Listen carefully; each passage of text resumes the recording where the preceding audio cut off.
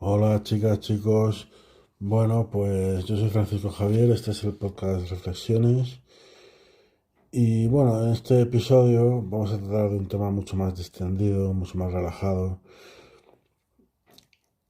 porque tuvimos el podcast de Safaris Humanos y terrorismo machista, que fueron pues muy duros de hacer y de reflexionar sobre ello. Pero bueno, me gustaría, antes de empezar, ya estamos teniendo comentarios, me gustaría leer un par de comentarios que ha habido, no muchos, sabéis que a mí no me escucha mucha gente, bueno, tampoco aspiro a nada, pero bueno, me gustaría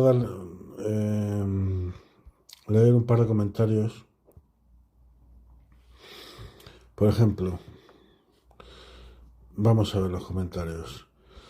El primer comentario que tuvimos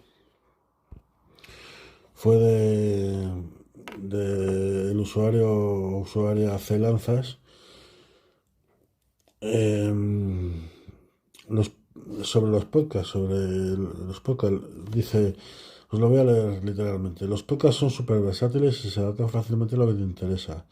La radio, en cambio, tiene ese punto de inmediatez y te sorprende con temas que, de otra forma, quizás nunca habrías buscado por tu cuenta.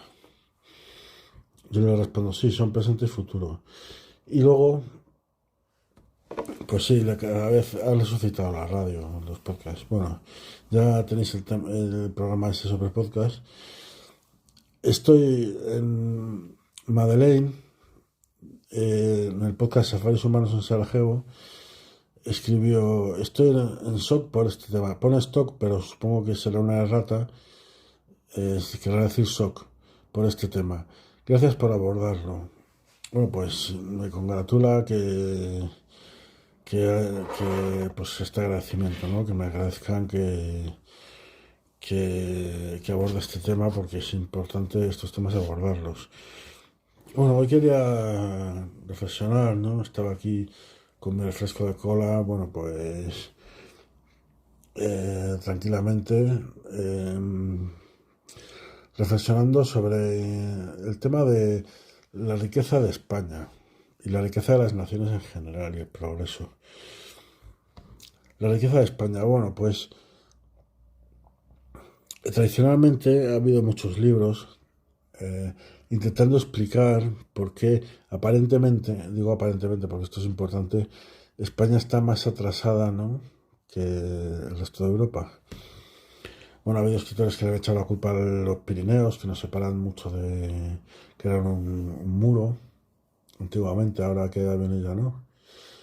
Ortega tiene un libro que se llama La España invertebrada, que dice que está mal comunicada España, que por eso es nuestro atraso. Hay escritores que apuntan a que esto es una invención de la leyenda negra española, que inventaron, que tratamos un podcast sobre este, que se inventaron los ingleses y los franceses, fundamentalmente, y que pretenden ponernos como una cultura atrasada, ¿no? Cuando históricamente que tenemos un lastre. Hay que matizar. Hemos sido un imperio que ha dominado el mundo entero y tradicionalmente hemos sido más avanzados mucho más avanzados que Europa en la época de los reyes católicos. No en vano, gracias a nuestro avance, descubrimos América. Bien, pues eh, yo creo que no hay retraso histórico. Simplemente hay épocas de riqueza y pobreza. Hay un factor importante que hay mucha gente que no se da cuenta. España, por ser un país tan importante a nivel mundial y históricamente, a nivel geopolítico también, aunque ahora pinta poco, pero bueno, piensa que somos más pobres y tal, y no se da cuenta de un detalle. España tiene un problema fundamental, que es que tiene muy poca población. Tenemos el doble, mucho más territorio, casi el doble que Inglaterra o que Gran Bretaña, y somos la mitad que ellos. Tenemos mucho más territorio que Italia y somos la mitad también que ellos. El mismo que Alemania, parecido el mismo a Francia. Tenemos prácticamente el mismo territorio que Francia y la mitad de habitantes. Cuando teníamos un imperio donde no se ponía el sol, eran las mismas dimensiones que Rusia, que es el país más extenso territorialmente del mundo, sin embargo tenía 20 millones de habitantes. Esto es una población para tanto territorio muy pequeñita. Entonces, yo me decanto, no sé por qué serán estas causas demográficas, que tenemos menos población, que deberíamos tener mucha más. Ahora tenemos 48 millones, y viene muy bien la inmigración para aumentar la población. Pero lo cierto es que mucha gente ha dicho, bueno, pues las manos en manos muertas de los nobles, ¿no? Que no, que ni las trabajaban ni sacaban rentabilidad, simplemente eran manos en manos muertas. Entonces, no se sabe muy bien por qué es esta falta de población, pero lo cierto es que la riqueza de España es relativa, porque no somos un país históricamente, yo pienso, más atrasado en absoluto, porque antaño fuimos más avanzados que ellos, y cuando el Imperio Andalusí ha habido muchas épocas, el Imperio del Andaluz, árabe y musulmán, ha habido muchas, fue más rico que Europa, pero inmensamente más rico y más avanzado culturalmente en todos los sentidos. Medicina, bueno, podríamos, matemáticas, son los padres de la matemática, inventaron los números, claro, porque los números que se utilizan ahora arábigos son frutos de la España musulmana. Y eso sabe muy poca gente que los que los españoles inventamos los números, porque si se puede considerar a España musulmana, al Andalus España, pues inventamos los números árabes, porque había otra asignatura para la España musulmana de Oriente Medio y los números árabes típicos que conocemos, 1, 2, 3, 4, 5, 6. Y el cero, por supuesto, que los árabes inventaron el cero. Entre los indios y los árabes inventaron el cero. Bueno, pues España produjo ese avance tremendo, además de en medicina, la España andalusí, de inventar los números y contemplar el cero. Eso es muy importante en operaciones matemáticas, porque los romanos no contemplaban el cero, no contemplaban el vacío, la nada. Bueno, pues la riqueza de España es muy relativa. Para empezar, hemos sido un país mucho más avanzado que el resto mucho tiempo y muchas épocas. Y ahora, bueno, pues estamos en una fase pues que hay países más avanzados, más ricos, hay países más pobres y más atrasados. La inmensa mayoría están más atrasados y son más pobres. Hablar de la riqueza de la nación es muy relativo. Hay que mirar porque la gente mira el PIB, el Producto Interior Bruto. Pero, mucha gente. Pero no, no nos podemos equiparar con la población que tenemos, de 48 millones de habitantes, comparar con Alemania, que son 80, con Inglaterra, que son casi 80, Gran Bretaña, perdón, Italia, Rusia, que son 120, creo, 120 millones, Estados Unidos, que son casi 400. Entonces, mirar el Producto Interior Bruto es absurdo. Lo que hay que mirar es la renta per cápita. Y en la renta per cápita, ahora mismo estamos superando a Japón, a Corea del Sur, estamos haciendo grandes avances. Riqueza, ¿a qué precio? Y progreso, ¿a qué precio? ¿A qué precio? Porque yo muchas veces me quejo en este podcast, pues que la humanidad avanza en tecnología y en riqueza, y bueno, en tecnología sobre todo, pero no avanza moralmente. Bien, pues el otro día haciendo el podcast de terrorismo machismo, vi que la moral y la ética van en relación con la riqueza de un país. Cuanto más se mire el bien y el amor y la justicia, más progresa un país económicamente también y culturalmente. Me abrió los ojos esa pequeña reflexión, porque las sociedades que equiparan al hombre y la mujer en derechos y obligaciones son las más avanzadas. Entonces dije, ¿por qué no en otros factores? Porque hemos hablado mucho, hemos reflexionado mucho sobre la bondad y la maldad, que el bien construye y el mal destruye. Por lo tanto, una nación éticamente y moralmente más bondadosa será más rica, es evidente. Entonces, me parece relativo. Hay que mirar, os he dicho que aquí no hay que mirar el PIB, el Producto Interior Bruto, hay que mirar la renta per cápita. Y riqueza, ¿A qué precio? ¿No? También, porque yo he estado este verano viajando por la pérfida Albión, ¿no? Por Inglaterra.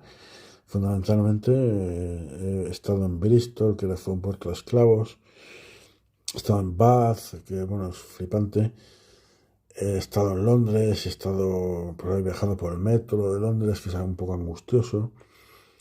He estado también en Oxford, que bueno, tenés unas universidades que son una pasada. Pero sí me di cuenta de una cosa, para empezar. Sí, los ingleses son más ricos que nosotros actualmente, para que luego tienen mayor renta per cápita y geopolíticamente tienen muchísimo más poder. Ahora, es un país más poderoso y más rico. Ahora, ¿a qué precio? Es decir, luego, miras la cultura, es una cultura muy monolítica, muy práctica, que eso también es una de sus fuerzas, una de sus virtudes, pero también uno de sus defectos. Son muy monolíticos y muy prácticos. Entonces, claro, vienes de una cultura como la española, que es muy variada por todas las civilizaciones que han pasado por romanos, árabes, todas las civilizaciones que han pasado por la península, y además una cultura mediterránea, con mucha herencia griega. Entonces, eh, viene de una cultura muy variada donde cada ciudad tiene, por pequeña que sea, tiene su propia cultura, su propia gastronomía. Y ves cositas como la gastronomía, aquí en España es infinita, directamente. Nunca llegas a probar toda la gastronomía, nunca. Muy buena y variada. Es la gastronomía más variada y para mi gusto, de lo poco de gastronomía que he probado, la mejor del mundo. Mejor que la China, para mi gusto. Eso ya mejor o peor son cuestiones, pero bueno, la China es una potencia gastronómica, también Italia, también Francia. Yo me quedo con la comida española, con la gastronomía española, porque es muy variada y de mucha calidad, que mira mucho la calidad del producto. Eh, entonces, en España es como una cultura mucho más variada, más romántica, menos práctica, pero más cultural. Yo me siento a gusto en España, yo no lo cambiaría por vivir en ningún lado del mundo, y menos en Inglaterra o Estados Unidos, porque a menos que es que ves van todos a una y esa es su virtud, pero los españoles estamos como más segregados, pero es que es también nuestra virtud, ser una cultura súper variada y súper bonita, ¿no? Con nuestra propia música. También tienen gitanos en Inglaterra. No tiene nada que ver los gitanos ingleses con los gitanos españoles. Los gitanos españoles, pues, desde las minas desarrollaron el flamenco. La aportación cultural de los gitanos españoles no tiene nada que ver con nada de que los gitanos están en toda Europa, pero bueno. Entonces, ¿a qué precio los ingleses se hacen ricos, no? ¿A qué precio? Y decíamos que muchas veces no miran la moral por esa practicidad. Nosotros los españoles a lo largo de la historia hemos mirado mucho la ética y la moral. Eso repercute en que ahora mismo España, culturalmente, es una nación potentísima, porque tiene todo Iberoamérica y tiene, además de nuestra cultura, tenemos todo Hispanoamérica, también Brasil, que aportan mucha cultura, gastronomía. Solo hace falta hablar de Perú, la gastronomía que tiene Perú es impresionante. O México, la gastronomía de México, el barroco de México es muy famoso, el barroco mexicano, por ejemplo. Entonces, ¿hasta qué punto me siento a gusto en mi país? No, y hasta qué punto el progreso nos trae la felicidad, que la riqueza es muy relativa. Hasta qué punto si queremos ser ricos, muy ricos, si luego es un país donde es un infierno vivir. Como buen español, me gustan las otras culturas y aprecio las otras culturas. Pero, por ejemplo, en Japón, desde fuera, al menos, y yo he hablado con españoles que han vivido allí en Japón, y es una cultura pues que a mí vivir allí no me gustaría. Por mucho que lo tenga idealizado y por mucho que sea todo impresionante y sea, bueno, que parece el videojuego este de Cyberpunk, Tokio, pues son 40 millones de habitantes. Claro. Entonces dices, wow, impresionante, tal, qué progreso, tal. O China, que dices, Chongqing, que es la ciudad más grande del mundo, es muy vertical, bueno, es una pasada. O sea, yo hablaba el otro día con un chaval que me decía, pues menuda mierda vivir en una ciudad así, ¿no? Yo le dije, me gustaría ver ese tipo de ciudades, Tokio, Shenzhen, ahí y moverme por sus calles. Dice, pues, pero para vivir yo prefiero Bilbao, Madrid o Sevilla, ¿no? O Ciudad Real, ¿no? Que se vive en general en Ciudad Real. Claro, eh, o en Cáceres, vamos. Yo he vivido en muchas partes de España, bueno, algunas. He visitado, viajo mucho por España. Bueno, mucho no, pero bueno, he vivido en muchas partes de España y la calidad de vida, aunque por mucho que digan, el nivel cultural y todo, no tiene parangón. O sea, tengo un amigo que estuvo viajando hace poco por el sudeste asiático y dice que vio muchísima pobreza en el sudeste asiático. Bueno, pues lo que quería decir de Japón, que muchas veces pierdo el hilo, perdonadme, que, que es una cultura angustiosa. Por eso decían que bueno, yo he hablado con españoles que han vivido allí, no han viajado de turismo, sino han vivido, dice que es angustiosa, que es una cultura muy angustiosa, con muchas exigencias, hay que utilizar la diplomacia para hablar, no puedes decir no nunca. O sea, es una cultura muy exigente con el ciudadano. Tiene muy poca delincuencia, pero es una cultura que está como una olla a presión. De hecho, decía que era profesor de español y empezó el curso con 40 estudiantes y al terminar el curso se habían suicidado 10.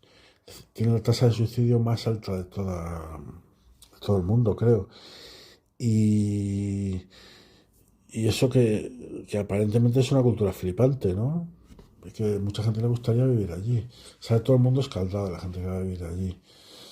Y claro, en España pues es una cultura pues, con una mentalidad mucho más abierta, más relajante. No te están exigiendo obligaciones de estudiar 20 carreras. No te están exigiendo ser el más rico del mundo como Estados Unidos, que tienen que mantener su imperio y han llegado ya a niveles de la población esclavizada, de trabajadores que mendigan en la calle, trabajadores que tienen una furgonetilla. Hay un reportaje sobre Estados Unidos que hay parkings en California llenos de coches con gente durmiendo que tiene que ir a trabajar y luego dormir en el coche y se pueden pegar alguna duchilla de vez en cuando porque le ponen al parking una ducha. Bueno, una vergüenza. ¿A qué precio ser la primera potencia mundial si luego tienes a la sociedad así, viviendo con tantas personas? Estados Unidos no tienen, entras en un trabajo, no tienen ni vacaciones, no libran los fines de semana, trabajan 12 horas al día. Es una cultura, si enfermas te quedas en la calle directamente. Entonces, ¿hasta qué punto es vender tu alma al diablo por riqueza, ¿no? La riqueza de las naciones y el progreso. China, pues a mí, sinceramente, me gusta mucho la cultura china y la gastronomía china. También la gastronomía japonesa. Pero les hacen estudiar como, vamos, tienen que estar todo el día estudiando los chinos y miran mucho la posición social, que tiene muchas cosas muy buenas, pero yo no viviría en China. Entonces, viajar abre tu mente, como dicen los ingleses, traveling open your mind. Y es muy importante viajar y ver tanto los países más pobres como los países más ricos. Y reflexiona sobre esto. ¿Te interesa ser un país ultra rico, primera potencia del mundo y estar esclavizado? ¿O te interesa estar en una posición más cómoda como país? Y ser un país más equilibrado, con una enorme cultura, enorme gastronomía. Bueno, el clima, a mí el calor no me gusta más el frío, pero el clima en España es bastante bueno, es un clima mediterráneo muy bonito. Entonces, ¿hasta qué punto te interesa ser un país más equilibrado, con bases sólidas, con, desde luego que España tiene muchos problemas y la educación es uno, pero es muy importante en un país? Que a mí no me gusta memorizar, eso de tragar datos a lo bestia y luego no tener ni idea de nada, vomitarlos en el examen. Y luego yo hablaba con gente con carrera que me decían, no, pero qué culto eres. Y yo, pues no sé, yo es que no me gusta memorizar ni soy bueno memorizando, pero la base del estudio, yo creo, una de las bases que lo dijo ya, lo dijeron los griegos, lo dijo Sócrates y Aristóteles y Platón, toda la escuela socrática, decían, tú tienes que estudiar poquita información y reflexionar mucho. El estudio sin reflexión no vale para nada. Y claro, hay que dormir también, porque me dicen también es importante dormir. Los griegos decían, hay que estar trabajando 8 horas o estudiando 8 horas, descansar 8 para tu ocio o para estudiar también, o 8 horas de trabajo, 8 horas de ocio y 8 horas de sueño. Los griegos no han pasado a la historia como el imperio más culto de la historia por casualidad. Es impresionante. Ahora estamos viendo el estoicismo que empezó en Grecia, que está, bueno, es que el mundo es estoico prácticamente. Está saliendo cantidad de filósofos estoicos. Ya hablamos del estoicismo. A mí es acaba siendo una de mis filosofías favoritas, el estoicismo. Y bueno, es importante no vender tu alma al diablo y anteponer la moral antes que las leyes y la ética, o sea, la moral y la ética antes que las leyes, por ejemplo, y antes que el Estado y antes que todo. Hay que anteponer la moral, porque va de la mano la riqueza, va de la mano el avance, va de la mano la riqueza cultural, la riqueza gastronómica, la moral y ética.